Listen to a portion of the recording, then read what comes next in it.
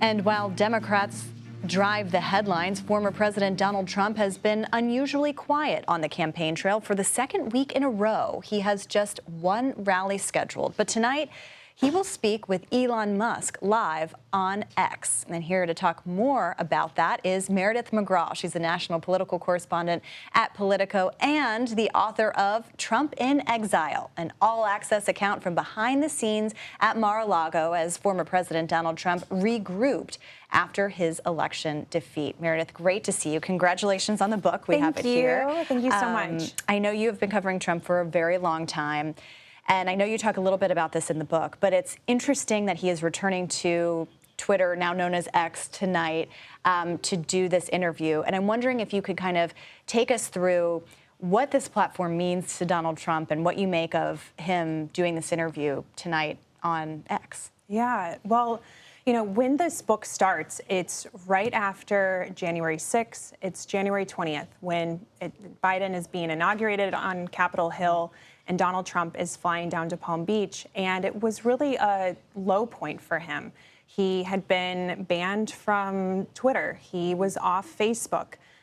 His social media platforms were so critical to him and his political capacity to speak to his supporters and get his message out, for better or for worse. There were a lot of advisors who were, frankly glad that he didn't have that platform because it could get him into a lot of hot water. But, social media has been so essential for Trump. And one of the things that I go into in depth in this book is his creation of Truth Social. And he really felt burned by being pushed off those platforms and wanted to create his own kind of media empire. And so I sort of take readers behind the scenes onto how that was created, some of the pitfalls, the backstabbing, some of the drama behind the scenes too, as he built out that platform. But it really is interesting that he's doing this interview with Elon Musk on X tonight and that he has started posting again.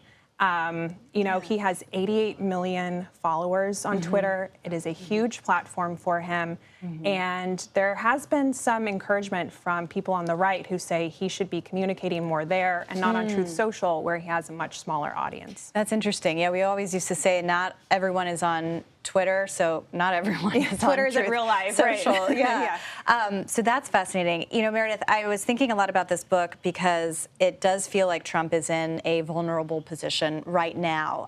We were just talking about the polls that have come out. The Trump campaign is saying that this is a honeymoon period for Kamala Harris. They believe that the polls will kind of settle down a little bit. But it is striking that he has been in this position where, this whole campaign, he had been planning to run against Biden. You and I covered the Republican National Convention. They seemed, at a high.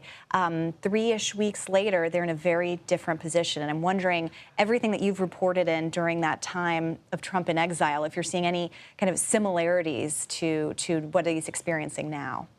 Well, if you just think about the total 180 that the campaign seems to have taken in just the past few weeks, from the RNC, from that moment where he survived an assassination attempt. He saw the party rally around him once again, and Milwaukee was this moment of confidence for Trump and the party, especially with them thinking that they were going to be running against President Biden. And that was always what Trump believed would be the case when he was thinking about running again in 2024. He had a lot of frustrations about the economy, about how the Biden administration was handling the border, and especially Afghanistan. That was a really motivating moment for Trump in his decision to run again. And so for there to be such a change at the top of the ticket, it has really put them on the back foot.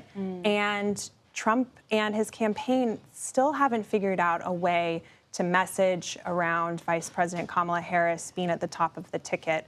And I think they're looking at the polling that has Trump, down in some cases in some states, and that hasn't been the case for much of the campaign. And so once again, they're at a moment where they're going to have to recalibrate and really figure out what their message is moving forward. Yeah, and in times like these, you always, look to who's he's surrounding himself with. And an interesting person that you kind of profile in this book is Susie Wiles, who is a campaign manager for Donald Trump. Can you tell us a little bit more about her? I mean, she's not kind of out there in the way that his co-campaign chair, Chris LaCivita, is. She's much more reserved, but you cover kind of how she came up in politics. Yeah. Susie Wiles really has been a critical force in Donald Trump's political comeback. I have a scene in there where back in February of 2021, when Trump was surrounded by very few people, she came to Mar-a-Lago and they had dinner, and Trump was asking her questions about how they won Florida. And she had been in charge of Florida for the campaign, and she walked him through all of the data. And she's been known to be very meticulous in how she, takes notes and, thinks about things. And she walked him through all of that. And just a few weeks later, Trump asked if she would come back on and if she would take over his operation and look at things like the fundraising, their political operation. And then since then, she's been really key to everything from the 2022 midterms, which of course were a mixed bag and criticized, and his 2024 announcement, but through the primaries and his takedown of DeSantis and, up until this moment. And she's been credited, along with Chris LaCivita, as giving a more professional, or giving Trump a more professional operation. They're longtime Republican operatives. But I think what's key to remember is there's the people that will surround Trump, and then there's Trump himself. And so as much as people can prescribe or give advice that he needs to be more disciplined, in the end, it all comes down to Trump. Yeah, and I think last week was kind of a perfect example of this, where the campaign was saying, look, we want to focus on the economy, the border, Kamala Harris's record, and Trump gave a press conference when he talked about a lot of different things. And he's also been, going after former rivals, Brian Kemp, for example, at a recent rally.